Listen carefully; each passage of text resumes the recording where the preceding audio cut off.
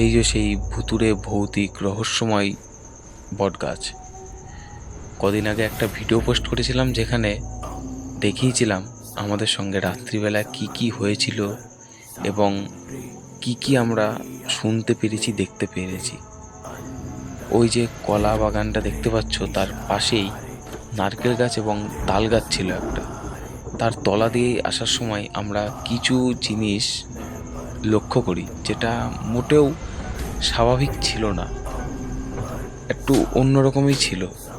যার কারণে আমরা সেখানে কিছু ভিডিও ফুটেজ কালেক্ট করি এবং সেটা আমরা পোস্ট করি, এবং তাতে আমরা সার্কেল করে দেখিয়েও দিয়েছিলাম আমরা কি জিনিস দেখতে পেয়েছি বা কেমন শুনতে পেয়েছি।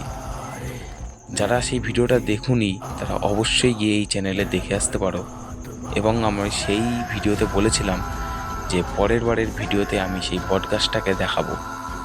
এই যে সেই বটগাছটা এবং এইটার রহস্য কি সেটা এই ভিডিওতে বলা সম্ভব নয়। আমি এটার জন্য পরশুদিন একটা লং ভিডিও দেব, যেটা তোমরা সবাই অবশ্যই দেখবে এবং এরকম ভিডিও আরও পেতে অবশ্যই সাবস্ক্রাইব করবে।